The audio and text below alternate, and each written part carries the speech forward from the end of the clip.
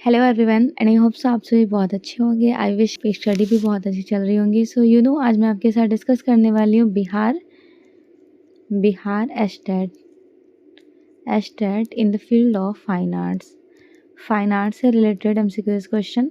बहुत अच्छे क्वेश्चंस हैं, सारे क्वेश्चंस अच्छे से आप अटेंड कीजिए। After end of the class मुझे कमेंट सेक्शन में कमेंट करना बिल्कुल नहीं भूलिएगा कि आपके कितने क्वेश्चंस करेक्ट हो रहे हैं। आपको पता है बिहार में 2 एग्ज़ाम्स होते हैं स्टेट का, एक paper first and paper second. Paper first में 100 questions related to fine arts and then second paper यहाँ पर डिस्कस किए जाते हैं teaching aptitude and also logical reasoning, environmental science etcetera. तो आप इनको देख लें अच्छे से। अगर आप बिहार एस्टेट का फॉर्म फिल किए हैं, बिहार एस्टेट का अगर आपने फॉर्म फिल किया है तो आप मुझसे क्लासेस प्रोवाइड कर सकते हैं। ओके, बैच न्यू स्टार्ट होने वाला है, आप मुझे कमेंट सेक्शन में कमेंट कर लीजिएगा। एग्ज़ाम की डेट रही थी 11/9/2023, सब्जेक्ट फाइन आर्ट्स। टाइम भी मेंशन किया गया है। कंप्यूटर बेस्ड एग्ज़ाम है। 10 AM मॉर्निंग में एग्ज़ाम हुआ था। 12:30 दैट मीन्स 1.5 घंटे के एग्ज़ाम थे। Subject code 115। Question number first of this screen, कला शब्द का प्रयोग सर्वप्रथम हुआ है। मल्टी टाइम्स मैंने आपके साथ ये क्वेश्चन शेयर किए हैं। सर्वप्रथम ऋग्वेद में।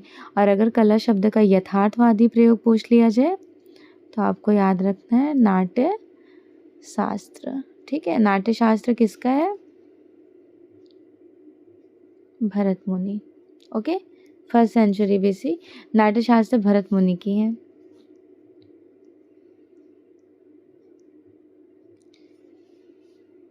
ललित कला में कितनी कलाएं होती हैं? How many types included in fine arts? Fine art is included only 5। Which one? Painting, sculpture, architecture जिनको आप बोलते हैं वास्तुकला। उसके बाद हो जाएगा म्यूजिक एंड पोएट्री। ठीक है, इतने होते हैं। चित्रकला, मूर्तिकला, स्थापत्य कला, संगीत और काव्य, जिनमें से संगीत और काव्य को श्रव्य कला में रखा जाता है।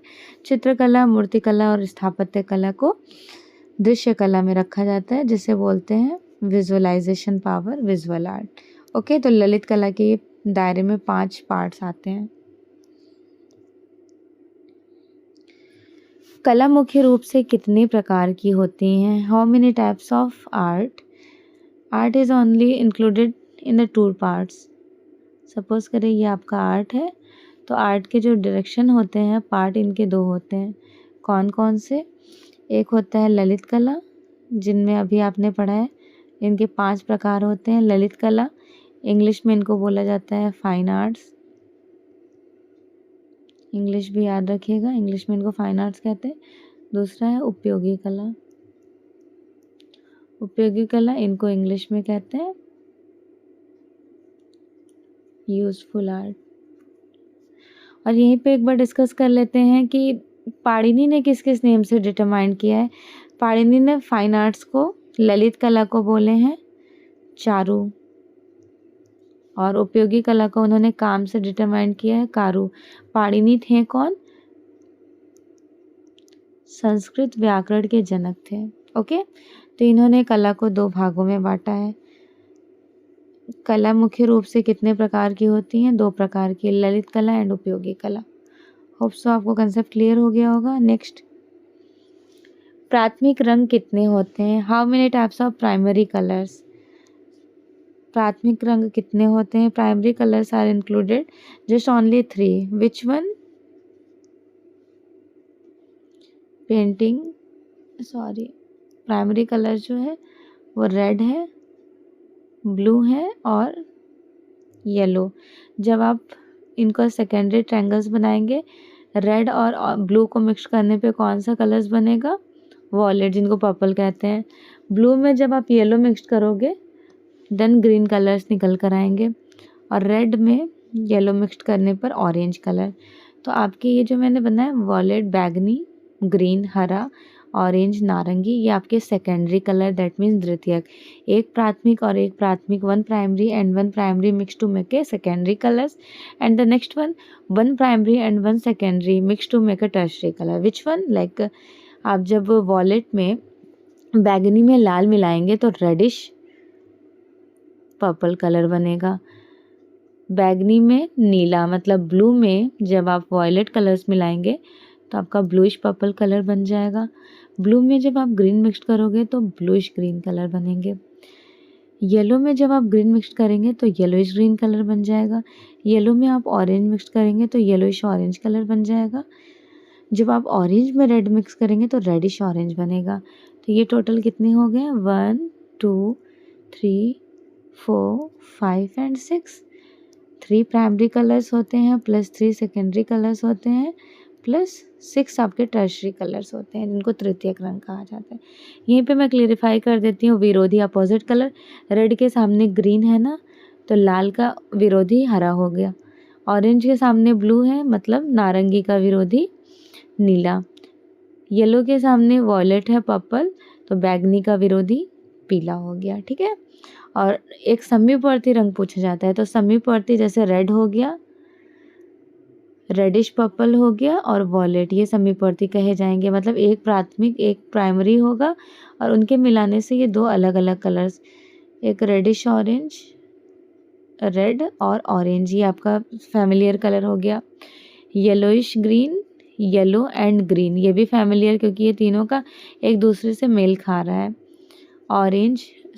ब्लू नीला रंग, नीला ब्लूइश पर्पल और ब्लूइश ग्रीन, ये तीनों भी फैमिलियर कलर्स। तो इस तरह से ये एक दूसरे से जो मैच खा रहे हैं वो फैमिलियर कलर्स हो जाते हैं। तेल रंग में किसका यूज़ किया जाता है? तो मोस्टली जो ऑयल कलर्स होते हैं उसमें आप लिंसीड ऑयल का यूज़ करेंगे ना, लिंसीड ऑयल। अब ऑप्शन में लिंसीड ऑयल तो है नहीं, इनको हिंदी में कहते हैं अलसी का तेल, तो ऑप्शन में बिल्कुल है अलसी का तेल। अब क्या क्या यूज़ करते हैं? इस तरह के 2 बाउल होते हैं जिनको डिपर कहा जाता है। इन डिपर का यूज़ कहाँ होता है? ऑयल कलर में। इस तरह के पैलेट होते हैं, ठीक, यहाँ पे डिपर को कंबाइन कर दिया जाता है। और ब्रशेस कौन से होते हैं? तो ब्रशेस आपको ध्यान रखना है, यहाँ पर हॉग हेयर ब्रश का यूज़ किया जाता है। और प्रोसेस कैसा होता है? डार्क टू लाइट, गाढ़े से हल्के की तरफ।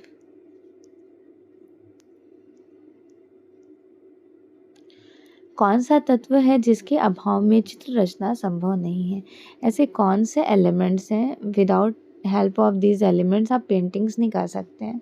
तो सबसे पहले एलिमेंट्स ऑफ आर्ट होते कितने हैं? फर्स्ट ऑफ ऑल आपको पता होना चाहिए fundamentals of art. Fundamentals of art जिनके 2 पार्ट्स हो जाते हैं। Which one? एक होता है प्रिंसिपल ऑफ आर्ट, दूसरा होता है elements of art. Principle of art को बोलते हैं संयोजन के सिद्धांत, संयोजन के सिद्धांत। और एलिमेंट्स ऑफ आर्ट जिनको कहा जाता है तत्वों के सिद्धांत। तो तत्वों के सिद्धांत कौन से होते हैं? Line, colours, texture, shape, space and form, ये तो होते हैं। अब प्रिंसिपल ऑफ आर्ट संयोजन के सिद्धांत unity, harmony, balance, emphasis, rhythm and proportion. Okay, जिनको सहयोग, सामंजस्य, संतुलन, प्रभाविता, प्रमाण, लय और प्रमाण कहा जाता है। अब क्या रोल है? आपसे एग्जामिनर ऐसे पूछ सकते हैं, बताइए तत्वों के सिद्धांत कौन से हैं? उसमें दे देगा सहयोग, सामंजस्य, संतुलन और एक रेखा, तो आपको रेखा सिलेक्ट करना होगा। तो यहाँ पे पूछा जा रहा है कौन सा तत्व जिसके अभाव में पेंटिंग्स करना पॉसिबल नहीं है? तो without help this points paintings आप नहीं कर सकते हो। तो जब आपके पास लाइंस नहीं होंगी तो आप नहीं कर पाएंगे। वैसे तो यहाँ धरातल करा देना चाहिए था क्योंकि सरफेस और स्पेस अलग अलग होता है। एक होता है सरफेस, दूसरा होता है स्पेस। स्पेस को हिंदी में कहते हैं एरिया, क्षेत्र, जो कलाकार का क्षेत्र होता है। और सरफेस बोलते हैं धरातल को। बट यहाँ पे एग्जामिनर ने ए को करेक्ट मानना है। ठीक है। क्यों माना है इसका बहुत बड़ा रीज़न है। क्वेश्चन में पूछा जा रहा है ऐसा कौन सा तत्व है जिसके अभाव में पेंटिंग्स करना संभव नहीं है। Without help the lines painting is not completed, right. चित्र में आयाम को दर्शाने के लिए क्या सबसे ज़्यादा इम्पॉर्टेंट होता है। एक पेंटिंग्स आप बना रहे हो, सपोज करें आप प्यारी सी पेंटिंग्स आप बना रहे हैं। अब उस पेंटिंग्स में जब तक मैं लाइट एंड शेड को कैप्चर नहीं करूँगी, जिसको छाया और प्रकाश कहते हैं, तब तक वो आपकी पेंटिंग्स कैसी लगेगी, 3 डिमेंशनल नहीं लगेगी। तो एक पेंटिंग्स को 3D फॉर्म में रिप्रेजेंट करने के लिए सबसे मेन पर्पस होता है लाइट एंड शेड का। चित्रों में आयाम का मतलब होता है 3 डायमेंशनल। जब भी आप 3 डायमेंशनल किसी चीज़ को ऑब्जर्व करेंगे with the help of light and shade, उनको कैप्चर करना होगा, राइट। देखिए, नंदी की सबसे बड़ी मूर्ति मैं आपको यहाँ पे क्लेरिफाई कर देती हूँ। यूपी में 2016 में 2016 में क्वेश्चन पूछा गया था 2016 में कि नंदी की मूर्ति कहाँ से मिली, तो वो खजुराहो में। बट यहाँ पे क्वेश्चन में मेंशन किया है कि सबसे बड़ी मूर्ति नंदी की आंध्र प्रदेश से मिली है, राइट। ध्यान रखिएगा, यूपी पीजीटी का ये क्वेश्चन है। यूपी पीजीटी 2016 में पूछा गया था कि नंदी की मूर्ति कहाँ से मिली, तो खजुराहो को सही कराया गया था। बट एग्जैक्ट पूछा जा रहा है कि नंदी की सबसे बड़ी मूर्ति कहाँ से मिली, तो वो मिली है आंध्र प्रदेश से। मूर्तिकला में कितने आयाम होते हैं। बेसिकली स्कल्पचर्स जो होते हैं वो 3 डायमेंशनल होते हैं। 3 डायमेंशनल क्यों होते हैं, क्योंकि आप चारों तरफ से इनको विजिट करके देख सकते हो 3D, ओके।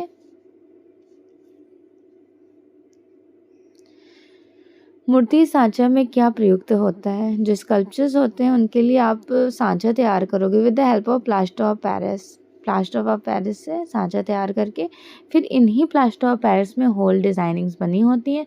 उनमें आपको ब्रॉन्ज में, क्ले में, वैक्स में, जैसे भी मोल्ड करना हो आप मोल्ड कर सकते हैं। निम्न में से कौन सी कला चाक्षुष। सबसे पहले तो आपको ये पता होना चाहिए चाक्षुष कहते किसको हैं, तो ये विजुअलाइजेशन पावर को कहते हैं। विजुअलाइजेशन क्या होता है, जो आप अपने आँखों से देख सकते हैं। तो विजुअलाइजेशन पावर आपका यहाँ पेंटिंग भी, आँखों से आप पेंटिंग्स को भी देख सकते हो, स्कल्पचर्स को भी, और architecture. So all of the above, इनमें से सभी को करेक्ट करना होगा क्योंकि चित्रकला, वास्तुकला और शिल्पकला तीनों ही करेक्ट है। खजुराहो में चतुर्भुज मंदिर किन शासकों के द्वारा बनवाए गए थे। चतुर्भुज स्कल्पचर्स, चतुर्भुज जो है ये चंदेल शासकों के टाइम का है। खजुराहो का अगर आपसे एग्जामिनर टाइम पूछ लें तो आपको याद रखना है 950 से लेकर 1050 ईस्वी तक का टाइम में ध्यान रखिएगा। इसी तरह से एग्जामिनर ने पूछे थे, ईस्वी होगा ये ईसा पूर्व, तो करेक्ट आंसर है ईस्वी, ओके। बराबर की गुफाएं किस ज़िले में स्थित है। बराबर की गुफाएं, तो देखिए पहले तो गया में था, नियर अबाउट गया से कुछ किलोमीटर का डिस्टेंस, बट अभी जहानाबाद सेलेक्ट कराया जाएगा। बराबर की गुफा ये किस काल की हैं, तो आपने मौर्य काल पढ़ा है, ये मौर्य काल की हैं। मौर्य काल में जो बराबर की गुफा है ये टोटल 4 हैं। आई थिंक आपको याद भी होगा वो 4 कौन कौन सी हैं। पहली हो जाएंगी सुदामा, दूसरी है कड़ चौपड़ और तीसरी है विश्व झोपड़ी। और अगर एग्जामिनर ने आपसे सबसे नवीन पूछ लिया तो उसका नाम है लोमस ऋषि, राइट। सुदामा, कड़ चौपड़, विश्व झोपड़ी और लोमस ऋषि। टोटल नंबर ऑफ केव्स 4 हैं, 4। सुदामा सबसे प्राचीन कही जाती हैं और लोमस ऋषि जो है ये सबसे नवीन गुफा है। बराबर की ये 4 गुफाएं हैं। बराबर है कहाँ, तो बराबर की पहाड़ी पर ये 4 गुफाएं स्थित हैं, मौर्य काल की हैं। मूर्तिकला की मुख्य टेक्निक्स कौन सी थी। स्कल्पचर्स जो होते हैं उनकी मेन टेक्निक्स, नक्काशी आप कर सकते हो, उनको कंपोस्ट कर सकते हो, ये करेक्ट है। मॉडलिंग भी कर सकते हो, कास्टिंग भी, ये भी करेक्ट है।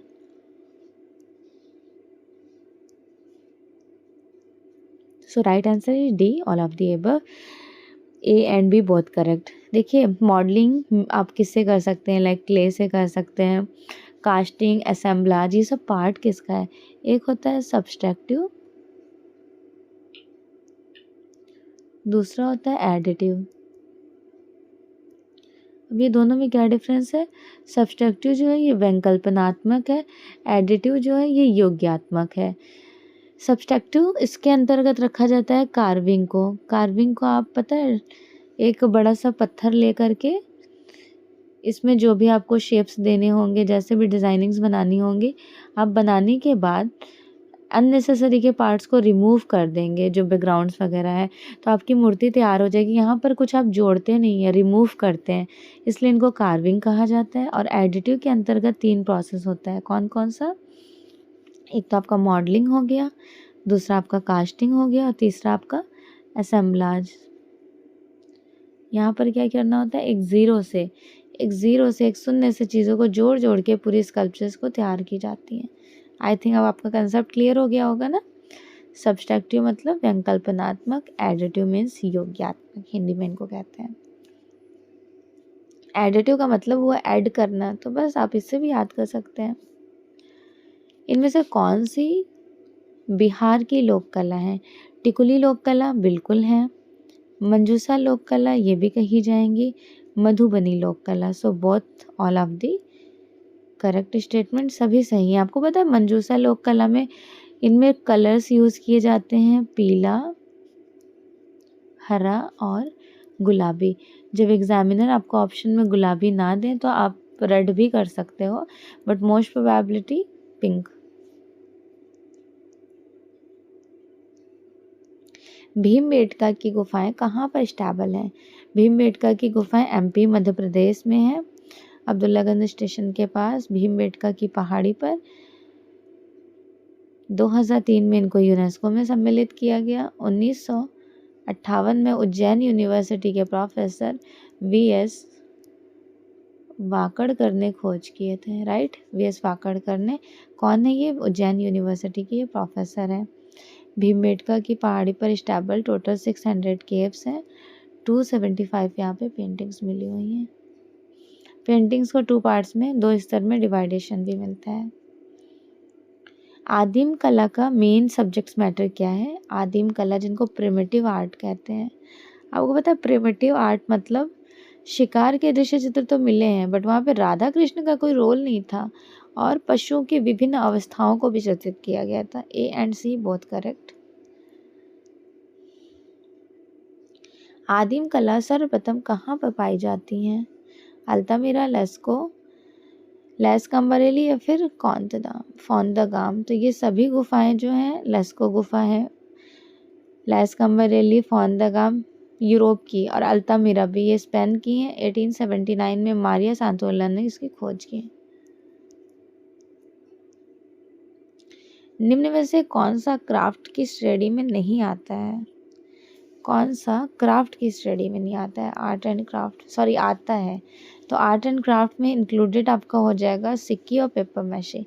अब पेपर मैशी क्या होता है? तो ये एक अंडे की कैरेट या फिर कोई कागज़ को आप एक बकेट में डाल के, पानी में डाल के अच्छे से भिगो दीजिए, 1 दिन छोड़ दीजिए, एकदम सॉफ्ट हो जाएगा।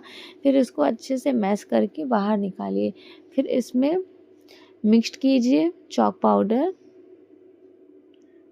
पाउडर, मुल्तानी मिट्टी जो है वो चिकनाहट देता है, और सरेस क्या होता है? जिसको बबुल का गोंद कहते हैं। इन सभी को अच्छे से मिक्स्ड करके आटे की तरह गूंथना होता है, तो पेपर मैशी बिल्कुल रेडी होकर आ जाती हैं। फिर आप जिस भी तरह से इस पेपर मैशी से स्कल्पचर्स को बना सकते हैं। ओके। आदिम कला के रूप में मनुष्य की कौन सी कला चिन्हित की गई थी? आपको पता है आदिम कला दैट मीन्स प्रिमिटिव आर्ट। तो आपको खुद भी पता होगा कि जो प्रिमिटिव आर्ट है, आदिम कला, वो स्टार्टिंग टाइम ड्यूरेशन में भित्ति चित्रण तो जोगी महाराज से शुरुआत हुई थी, ठीक है। तो मोस्ट प्रोबेबिलिटी कहा जाता है कि शुरुआत में भित्ति चित्र बनाए गए थे, नकल अभिनय का भी रोल था, और मूर्तियाँ। तो यहाँ पर डी आंसर को करेक्ट माना गया है, इनमें से सभी। नाट्यशास्त्र के रचयिता कौन है? भरत मुनि। ओके, भरत मुनि इज द फाउंडर ऑफ नाट्य शास्त्र, 1st सेंचुरी BC का कहा गया। मंजूषा कला में सामान्यतः कौन से कलर्स को यूज किए जाते थे? मंजूषा कला में, तो मंजूषा कला में पिंक किए जाते थे, गुलाबी ऑप्शन में नहीं है तो रेड, येलो एंड ग्रीन को करेक्ट कराया जाएगा। मंजूषा कला कहाँ की लोक कला है? याद रखिएगा, ये बिहार की लोक कला है। रस कितने प्रकार के होते हैं? रस होते तो 9 प्रकार के होते हैं। जैसे नाट्यशास्त्र में भरत मुनि ने 8 रसों के बारे में एक्सप्लेनेशन दिए हैं। और जो 9वां रस है ये है शांत रस। शांत रस की खोज किए थे अभिनव गुप्त ने। शांत रस विष्णु धर्मोत्तर पुराण में इसका जिक्र मिलता है, विष्णु धर्मोत्तर पुराण में। कंपनी शैली का संबंध किससे रहा था? कंपनी शैली is the part of Patna कलम। वर्ली आर्ट कहाँ की है?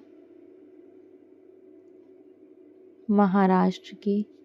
ब्लैक एंड वाइट कलर्स में इस तरह के वर्ली आर्ट किए जाते हैं, जैसे मैंने यहाँ पे फिगर बनाया है।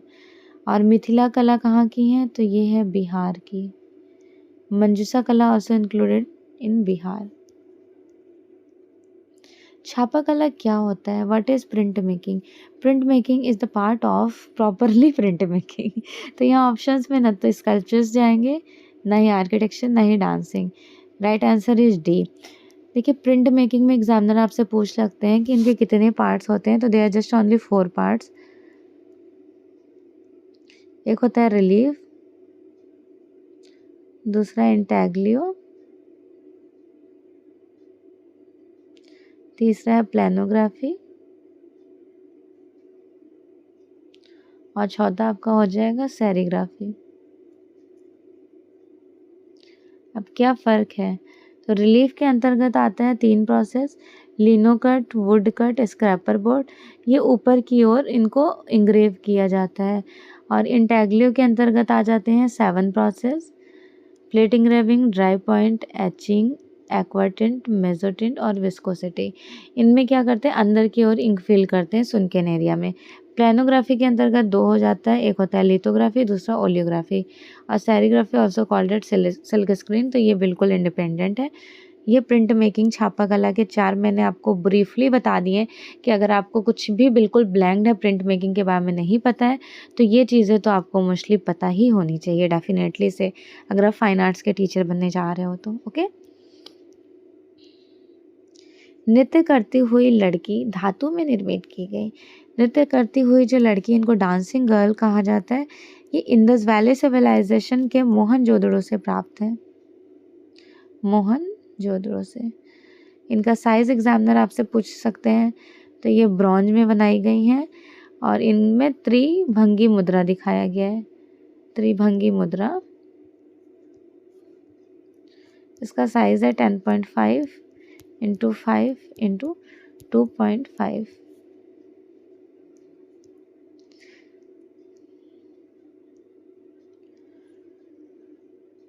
वॉश चित्र पद्धति के जन्मदाता कौन कहे जाएंगे? Founder of the wash technique. Wash technique water colour से की जाती है, राइट। फाउंडर अवनीनाथ टैगोर हैं, बंगाल स्कूल के ये फाउंडर कहे जाते हैं। 1895 से लेकर 1920 तक का बंगाल स्कूल का टाइम है। अगर अवनीनाथ टैगोर का पूछा जाए तो ये 1898 टीचर बने थे और प्रिंसिपल बने थे 1905 में, इसलिए 1905 से 1915 तक का टाइम गोल्डन एज कहा जाता है। इन्होंने 1902 ईस्वी में याकोयामा ताइकोन हिसिंदा से वॉश टेक्निक सीखे थे। और बाकी जो ऑप्शंस में आपको दिख रहे हैं, नंदलाल बसु अवनीनाथ टैगोर के स्टूडेंट हैं, नंदलाल बसु के स्टूडेंट राम किंकर बैज हैं, और अवनीनाथ टैगोर के स्टूडेंट ये हैं नंदलाल बोस और छितेंद्रनाथ मजूमदार, और राम किंकर बैज नंदलाल बोस के स्टूडेंट हैं। टीचर और स्टूडेंट का रिलेशनशिप तो ऑफकोर्स आपको याद ही रखना है, एग्जाम में पूछे जाते हैं। National gallery of modern art, इसका इस्टेब्लिशमेंट कब हुआ था? 1954 में, ठीक। इंडियन स्कल्पचर्स एंड आइकोनोग्राफी के लेखक कौन है? Indian sculptures and iconography, Sthapati V Ganapati, Ganapati V Sthapati. Jehangir art gallery कह लें या फिर जहांगीर निकोलस आर्ट गैलरी, ये सेम नेम है, मुंबई में स्थित है। प्रसिद्ध कलाकृति हंगरी गॉड, हंगरियन गॉड करके आपने बहुत बार इंस्टॉलेशन पढ़ रखा है, ये सुबोध गुप्ता ने बनाए हैं। और मोस्टली सुबोध गुप्ता काम किससे करते थे? यूटेंसिल्स से। और ये कौन है? भारत के फेमस इंस्टॉलेशन आर्टिस्ट हैं। ठीक, इंस्टॉलेशन आर्टिस्ट। इनमें से कौन से कला समीक्षक हैं? विच one is art critic in this options? आपको प्रयाग शुक्ल भी दिखेंगे, विनोद भारद्वाज भी दिखेंगे और सुमन सिंह। तो यहाँ पे ऑल ऑफ दी एबव सही हो जाएगा, इनमें से सभी। रंग प्रसंग प्रयाग शुक्ल का याद होगा, अशोक भौमिक का भी, बहुत सारे बुक्स हैं इन लोगों के। बिहार म्यूजियम का इस्टेब्लिशमेंट कब हुआ था? बिहार म्यूजियम का इस्टेब्लिशमेंट हुआ है 2015 में। राष्ट्रीय ललित कला एकेडमी न्यू दिल्ली का इस्टेब्लिशमेंट कब हुआ? राष्ट्रीय ललित कला एकेडमी न्यू दिल्ली का इस्टेब्लिशमेंट हुआ है 1954 में। इसके फर्स्ट अगर अध्यक्ष पूछ लिया जाए तो आपको पता होना चाहिए, famous sculpture artist DP Roy Chowdhury थे। और एग्जामिनर अगर आपसे पूछ लें राष्ट्रीय ललित कला एकेडमी का इस्टेब्लिशमेंट उद्घाटन मुल्क राज आनंद। जवाहर कला केंद्र का इस्टेब्लिशमेंट कहाँ पर हुआ था? जवाहर कला केंद्र जयपुर में है, जवाहर कला केंद्र। उपेंद्र महारथी शिल्प अनुसंधान कहाँ पर स्थित है? उपेंद्र महारथी शिल्प संस्थान इज लोकेटेड इन पटना।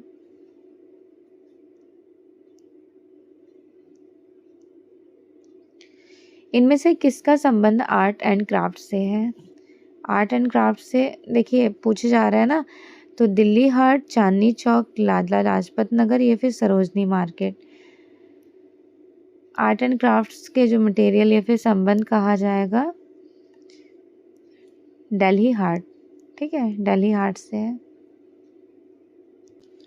राष्ट्रीय ललित कला एकेडमी, जिनको इंग्लिश में बोलते हैं, ऑफ कोर्स ललित कला academy is also very popular. New Delhi में इसका इस्टेब्लिशमेंट कब हुआ था? 1954 में। अगर पूछ लिया जाए वेलकम किसने किया, लाइक उद्घाटन, तो आपको याद रखना है मौलाना अबुल कलाम। ठीक है, और सेकेंडरी इसके अध्यक्ष कौन थे? डीपी रॉय चौधरी। डीपी रॉय चौधरी एक फेमस मूर्तिकार हैं।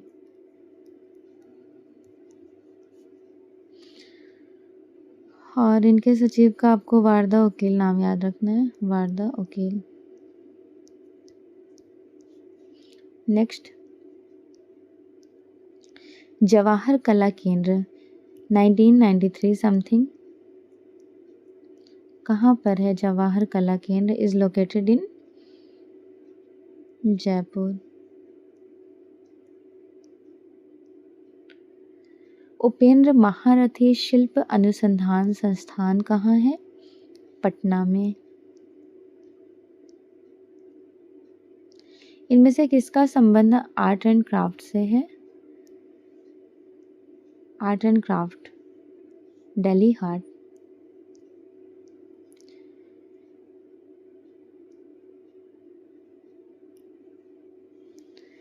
सेरेंडिपिटी आर्ट फेस्टिवल किस शहर में सेलिब्रेट या फिर आयोजित किया गया था?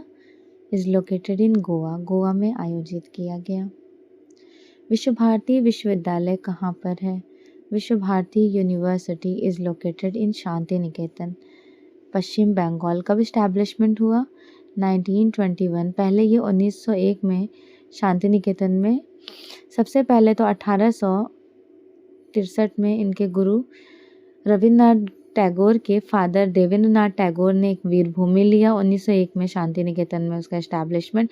1919 में इसे कला भवन नाम से इवेल्युएट किया गया और एक्सप्लोर किया गया। 1921 में विश्व भारती यूनिवर्सिटी। अखिल भारतीय ललित कला एवं शिल्प सोसाइटी का एस्टैब्लिशमेंट कब हुआ? Akhil Bharatiya Lalit Kala evam Shilp society is establishment time is 1928। Abanindranath Tagore ने भारत माता पेंटिंग्स 1905 में बनाए थे। Which techniques used here? Wash technique. Abanindranath Tagore also very popular in the field of wash technique. कि किससे जाती है? तो ये वाटर कलर से की जाती है वॉश टेक्निक। एक्रेलिक कलर्स को सबसे अच्छा इम्पॉर्टेंट माना जाता है। एक्रेलिक कलर जिसकी खोज किए थे संडे और लैटिन ग्रुप ने यूरोप में। इंडिया में 1955 समथिंग कहा जाता है सतीश गुजराल। सतीश गुजराल। ये क्या होता है? इसकी इंटेंसिटी ये बहुत जल्दी ड्राई सूख जाती हैं, जल्दी ड्राई हो जाते हैं। क्यों? क्योंकि इसमें रेजिन मिक्स्ड होता है। एक्रेलिक कलर जो है ये इसकी इंटेंसिटी ट्रांसपेरेंट भी होती है और ओपेक भी होती है, मतलब अपारदर्शी और पारदर्शी दोनों कहा जाएगा। ठीक है।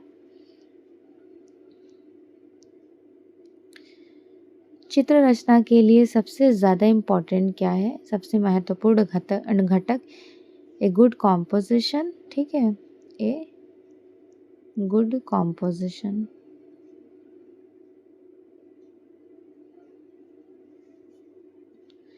अच्छा रेखांकन तो होना चाहिए, रूप और तान सभी निकल कर आए, ये सभी होने चाहिए। कजली स्याही टेक्निक किस चित्रकला में उपयोग की जाती हैं?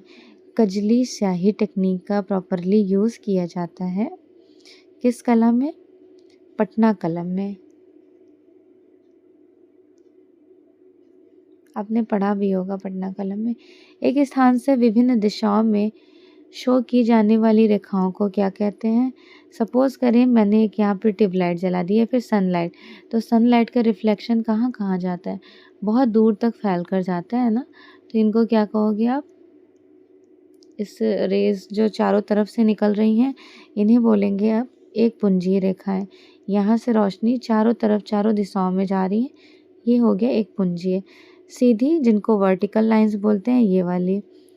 लंबवत ऑल्सो कॉल्ड एट वर्टिकल। क्षितिज रेखाएं ये वाली लाइंस होती हैं हॉरिजॉन्टल लाइंस। ओके।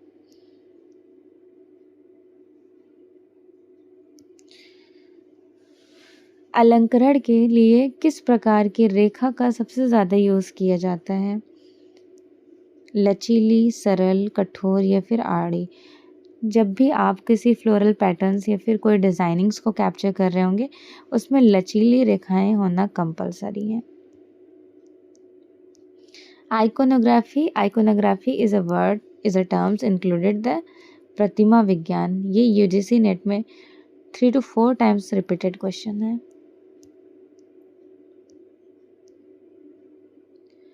पिसारो व सिसली का संबंध इनमें से किससे था?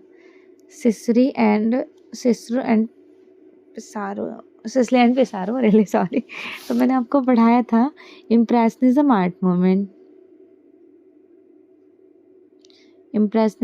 मूवमेंट जिसके डायरेक्शंस होते हैं, इनका टाइमिंग क्या है?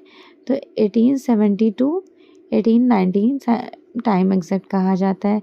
इम्प्रेशनिज्म आर्ट मूवमेंट इनके फाउंडर कहे जाते हैं क्लाउड मोनेट। अदर आर्टिस्ट को ये जनक हैं। अदर आर्टिस्ट पूछा जाए तो मैंने, मोने, डिगास, रेनॉयर, सिसले, पिसारो, बर्ट मरेसा, ये सभी लोग हैं। ये यथार्थवादी कला आंदोलन के मेंबर्स हैं। ये दोनों लोग यथार्थवादी जिसको बोलते हैं इंग्लिश में रियलिज्म आर्ट मूवमेंट। ये कब से कब तक चला था? 1850 से लेकर 1900 तक। इसके जनक कौन है? ग्यूस्टर कॉर्बेट, जिनको हिंदी में कहा जाता है गुस्ताव कुर्बे। प्रतीकवादी 1880 में इस्टेब्लिशमेंट हुआ था। कहाँ पर? फ्रांस में ही। इनको इंग्लिश में बोलते हैं symbolism art moment. Symbolism art moment क्या होता है? सिम्बोलिज्म आर्ट मोमेंट में 1880 टाइम ड्यूरेशन में ये डेवलप्ड हुआ प्रतीकवाद कला आंदोलन। बेसिकली इसमें फोकस्ड किया जाता था सिम्बॉलिक टर्म को। इनके फेमस एंड फाउंडर आर्टिस्ट हैं Gustav Klimt. Okay, and the last rahasyavad. तो ध्यान रखें, here the right answer is A. Western art is my favourite subject. तो जब वहाँ पे क्वेश्चंस पूछे जाएँ तो मुझे ऐसा लगता है सारे पॉइंट्स मैं आपको एक्सप्लेन कर दूँ। Guernica is this very important, completed in the time of 1937। Artist name Pablo Picasso. तो ऑप्शन में तो आपको पैब्लो पिकासो दिख नहीं रहे होंगे, तो यहाँ पे आप करेक्ट करोगे डी को, इनमें से सभी। सॉरी, इनमें से कोई नहीं है तो Pablo Picasso. Guernica is a very important famous painting done by Pablo Picasso. इनके थ्रू बनाई गई। हेनरी मैटिस, ये हैं फेवेइज्म आर्ट मूवमेंट से बिलोंग करते हैं। Cezanne post impressionism art movement के जनक कहे जाते हैं। ठीक है, पैब्लो पिकासो हैं क्यूबिज्म आर्ट मूवमेंट से। क्यूबिज्म आर्ट मूवमेंट चला था 1907 से लेकर 25 तक। भविष्यवाद का सबसे प्रमुख सिद्धांत क्या था? भविष्यवाद, जिनको इंग्लिश में बोलते हैं futurism art movement. Futurism art movement, इनको मैंने आपको कैसे याद कराया था कि फ्यूचर में आपको इटली जाना है या फिर इडली खाना है इससे रिलेट कीजिए। इनको समीक्षावेद इनका मेन सिद्धांत था। और अगर पूछ लिया जाए फिलिप्पो टोमैसो मैरिटेनी के बारे में, तो इनके बारे में आपको पता होना चाहिए। किस दर्शन में सत्यम शिवम सुंदरम की इमेजिनेशंस को कैप्चर किया गया है? सत्यम शिवम सुंदरम की इमेजिनेशन को, ऑफ कोर्स इंडियन, भारतीय, राइट। वात्स्यायन के कामसूत्र में कितनी कलाओं का उल्लेख है? How many forms capture in the Kamasutra included the Vatsyayana? It's just only 64। 64 कलाओं के बारे में वात्स्यायन कामसूत्र के लेखक हैं।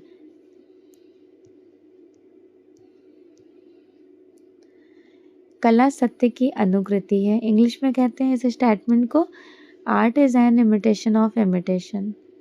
Art is an imitation of imitation means कि कला नकल की नकल है। ये स्टेटमेंट प्लेटो ने दिया था। Plato is a Greek philosopher. Greek philosopher है ये।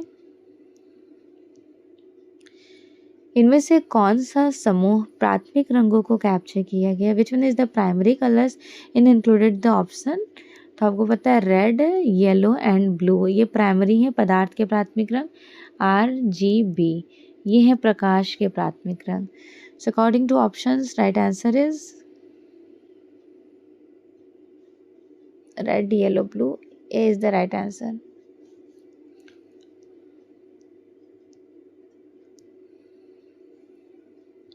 नेक्स्ट, इनमें से कौन सी दृश्य कला के तत्व हैं? दृश्य कला में क्या क्या है? आपको मैंने अभी बताया था elements of art. Elements of art में आप क्या करते हो? सबसे पहले आप सरफेस को लेते हो, जिसको आप इंग्लिश में सरफेस कहेंगे, हिंदी में अंतराल कहेंगे। फिर इस अंतराल को लेने के बाद इस पर आप ड्राइंग करते हैं, राइट। तो आपको जो भी अच्छा लगता है आप ड्राइंग करते हैं with the help of lines. रेखा की मदद से आप ड्राइंग कर रहे हैं, ठीक है। जब आपने रेखा की मदद से इस पर ड्राइंग कर लिया, फिर उसके बाद आप इसमें कलर्स फिल करोगे, मतलब रंग भरोगे। सबसे पहले आपने अंतराल लिया, फिर उसमें रेखा से कुछ स्केचिंग्स की। फिर जब आपको उनमें कलर्स करना है तो डिफरेंट डिफरेंट टाइप के जो भी आपको कलर्स, यहाँ ग्रीन दे दीजिए, स्काई ब्लू कर दें, वाटर ब्लू कर दें। तो इस तरह से कलर्स, तो रेखा हो गया। स्पेस लिया, लाइंस ड्राइंग की, कलर्स फिल किए। फिर उसके बाद एक आपको लाइन के बाद एक शेप निकल कर आया था, शेप में ही तो कलर्स फिल किया आपने। फिर कलर्स फिल करने के बाद आपको टोनल वैल्यू दिखाई दी, लाइट और मिडल और डार्क टोन। फिर लास्ट में आपको टेक्सचर शो होता है। तो ये पेंटिंग्स करने का एक एलिमेंट्स, एक तरीका आपको बताता है फंडामेंटल्स ऑफ आर्ट का, एलिमेंट्स ऑफ आर्ट। तो इसमें रंग भी हैं, रूप भी हैं, रेखा भी हैं, आकार भी हैं, स्थान भी हैं, बनावट भी हैं। सो ऑल ऑफ द एबव, उपयुक्त में से सभी। अगर आपसे पूछ लिया जाए कि तत्वों के सिद्धांत कितने होते हैं, तत्वों के सिद्धांत 6 होते हैं। रंग, रूप, रेखा, आकार, स्थान और बनावट। संयोजन के सिद्धांत कितने होते हैं, तो संयोजन के भी सिद्धांत 6 होते हैं। कौन कौन से? Unity, harmony, balance, emphasis, rhythm and proportion. मतलब सहयोग, सामंजस्य, संतुलन, प्रभाविता, लय और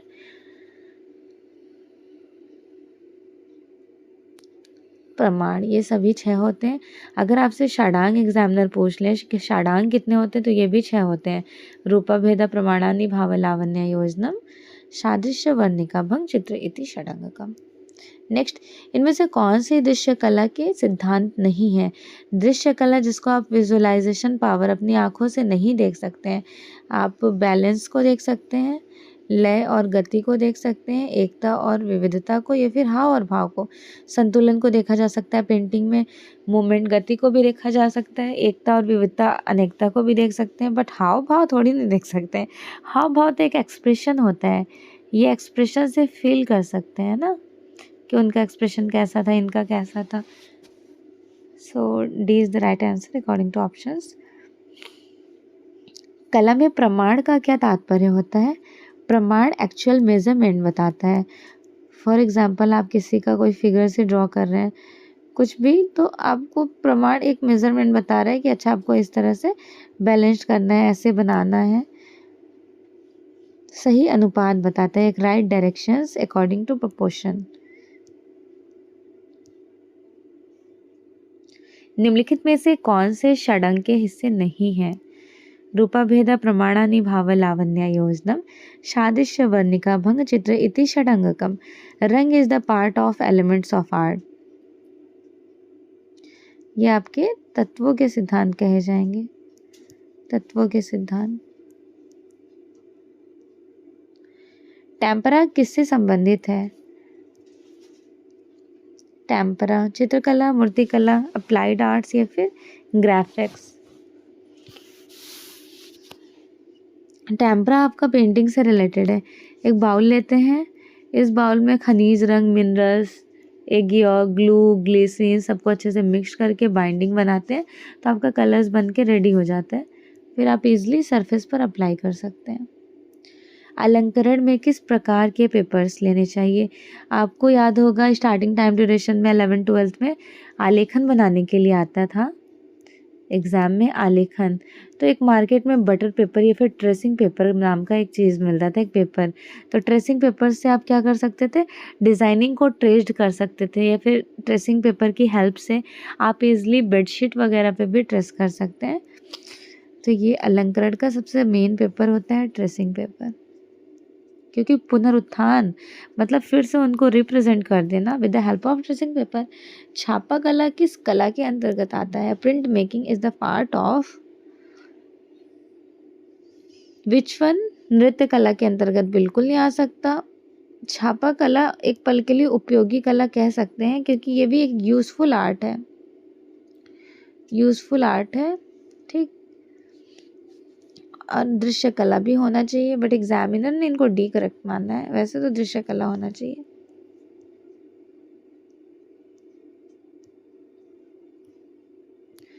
छापा कला कितने प्रकार के होते हैं? तो मैंने आपको शुरू में बता दिया था कि 4 प्रकार के होते हैं, बट ऑप्शंस में तो 4 है नहीं, तो नियर अबाउट आपको तो सिलेक्ट करना ही होगा। तो देयर आर जस्ट ओनली 3 है। Which one? वैसे तो रिलीफ, इंटैग्लियो एंड प्लानोग्राफी। और एक्चुअल में होते कितने हैं? तो होते 4 हैं, बट ऑप्शन में नियर अबाउट समथिंग आपको 3 ही करेक्ट करना पड़ेगा, जो सबसे ज़्यादा से एक कम होगा वही करोगे आप। अगला, छापा कला की जो बेसिकली विधियाँ, प्रोसेस होती हैं, वो कितनी होती हैं?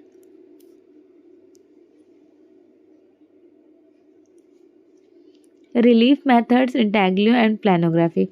रिलीफ के अंतर्गत आ जाता है लिनो कट, वुड कट और स्क्रैपर बोर्ड। स्क्रैपर बोर्ड अभी रिसेंटली थोड़े ज़्यादा पुराना नहीं है स्क्रैपर बोर्ड। और इंटेग्लो के अंतर्गत plate engraving, dry point, etching, aquatint, mezzotint and viscosity. और प्लानोग्राफी के अंतर्गत आ जाएगा lithography and oleography. So all of the above right answer.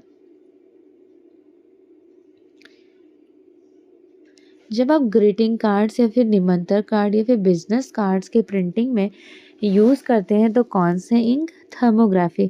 आपको पता है ग्रीटिंग कार्ड्स या फिर इनविटेशन कार्ड घर पर आता है तो गणेश जी बने हुए होते हैं, आपने देखा होगा। तो गणेश जी इस तरह करके बनाए जाते हैं, उनमें थोड़ी सी स्पार्कलिंग लगाई जाती हैं, तो वो थर्मोग्राफी की हेल्प से। और फ्लैक्सोग्राफी क्या होता है? तो आप पैकेजिंग देखे हैं, पैकेजिंग जैसे मिल्क का पैकेट हो गया या फिर कोई भी एडवर्टाइजमेंट पैकेट, तो मिल्क के पैकेट पे क्या सब कुछ यहाँ पे लिखा हुआ होता है। तो वो जो इंक यूज़, मिल्क का जो पैकेट होता है वो सॉफ्ट होता है, थोड़ी ग्लॉसरी टाइप में। तो उसके पैकेट्स में जो प्रिंटिंग की जाती है वो इंक कौन से यूज़ किए जाते हैं? फ्लैक्सोग्राफी इंक यूज़ करते हैं। और थर्मोग्राफी इंक यूज़ किया जाता है greeting cards, business visitings cards etcetera में। साइज पेपर का वास्तविक नाप। साइज पेपर का वास्तविक नाप तो आपने पढ़ा है फॉर साइज का 210 इंटू 297। ओके। छापा कला के किस टेक्निक में आप सिल्क का प्रॉपर यूज़ करते हैं? सिल्क कपड़े का यूज़ किया जाता है सेरीग्राफी में। भारत में सर्वप्रथम सेरीग्राफी का इन्वेंशन के.जी. सुब्रमण्यम ने किया था। इनमें से किसका संबंध छापा कला प्रिंट मेकिंग से था? राजा रवि वर्मा का था, श्याम शर्मा का था, सोमनाथ होर का था। तीनों का था। तो यहाँ राइट आंसर आपको कर देना होगा D, all of the above. Raja Ravi Varma ने इंडिया में पहली बार first of all oleography printing machine लगाए थे। कब लगाए थे? 1894 में। कौन सी प्रिंटिंग रेडी किए थे? Birth of Shakuntala.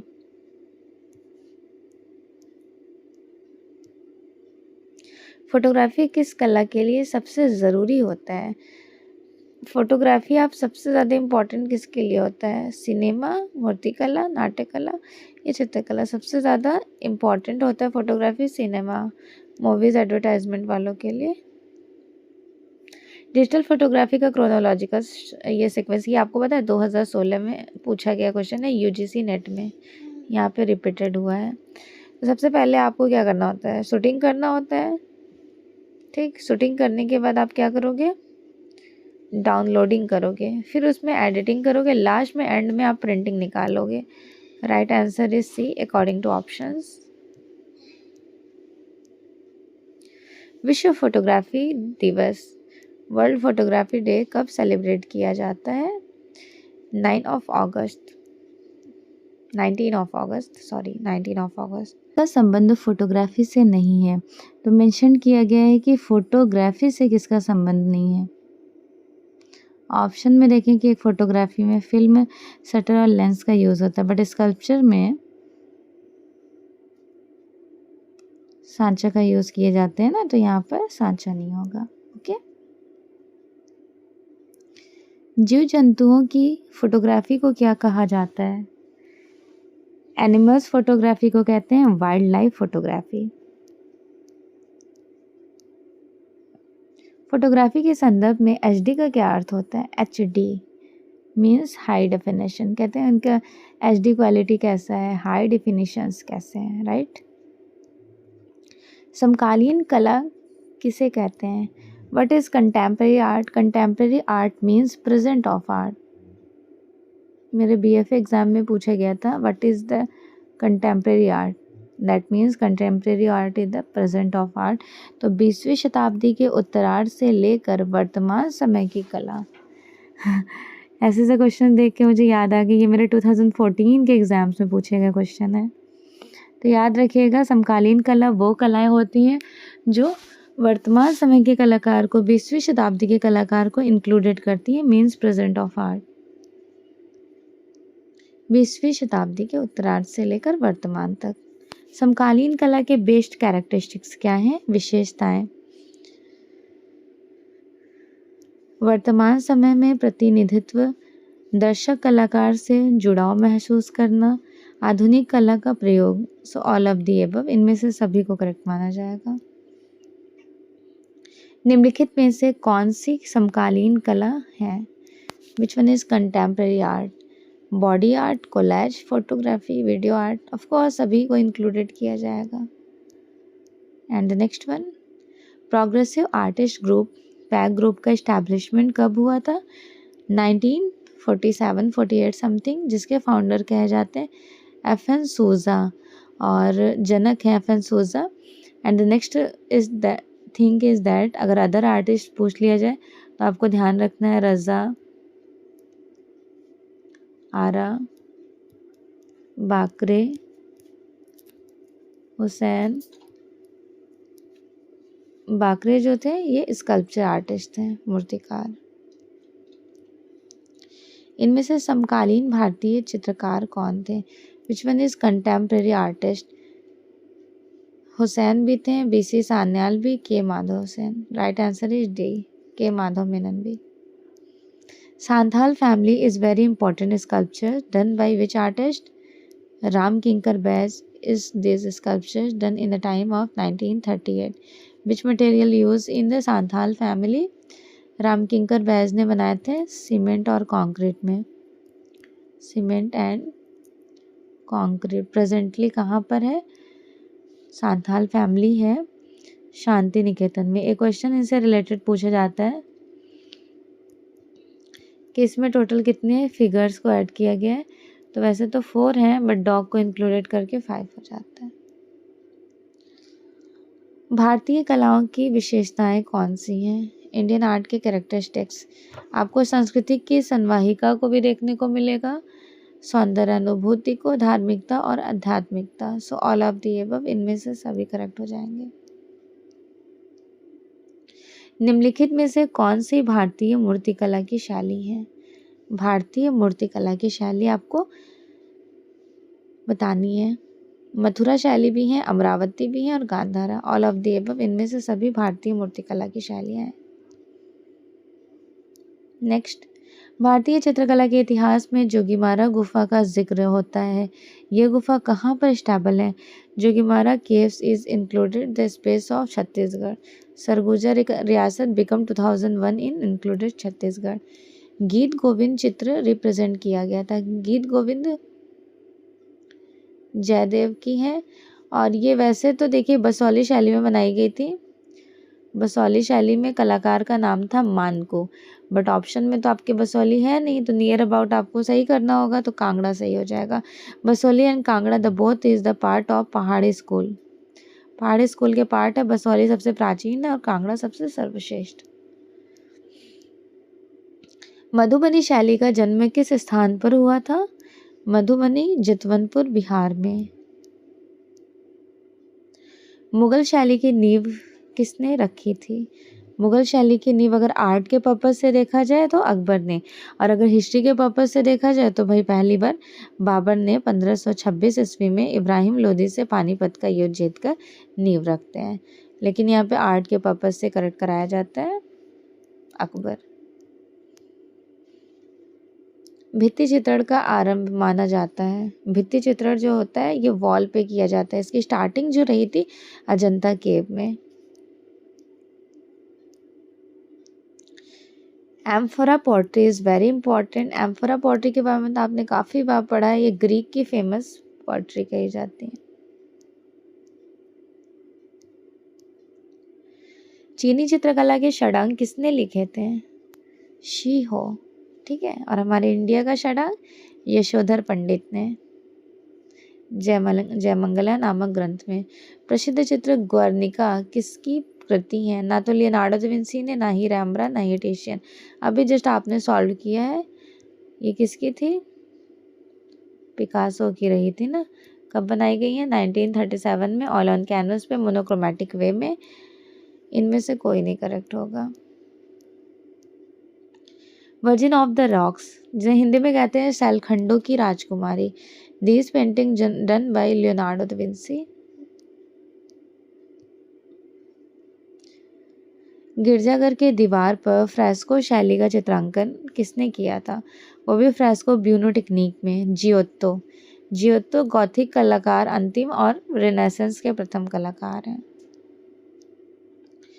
गॉथिक कला का उद्भव किस देश में हुआ था? गॉथिक कला की स्टार्टिंग कहाँ हुई है? तो देखिए सबसे पहली बार ये फ्रांस में हुआ था, फिर टाइम टू टाइम ये इवेल्युएट होता गया।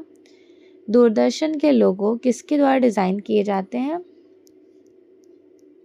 NID, national school of designing, Ahmedabad.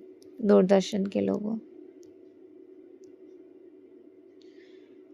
National institute of design जिनको कहा जाता है। व्यवहारिक कला मुख्य इनका पर्पस क्या है? अब व्यवहारिक कला जिनको इंग्लिश में बोलते हैं अप्लाइड आर्ट। अप्लाइड आर्ट का मेन पर्पस क्या था? मेन पर्पस था दैनिक जीवन में उपयोग हेतु कलात्मक निर्मित। इंडस्ट्रियल डिजाइनिंग्स के अंतर्गत आता है।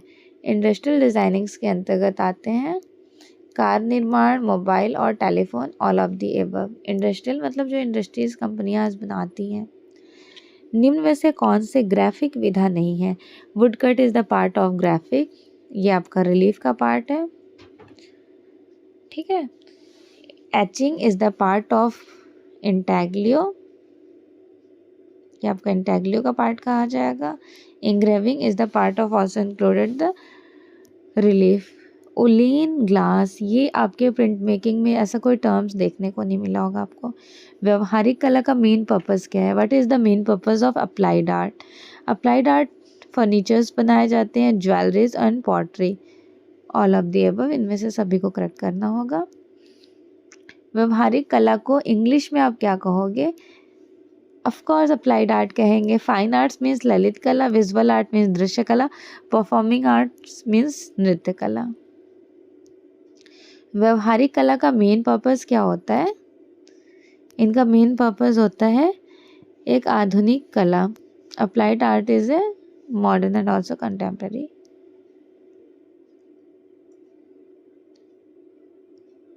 शिक्षण है क्या? एक कला, एक आश्रित क्रिया, दो तरफा क्रिया, या फिर ए बी सभी, ए एंड सी।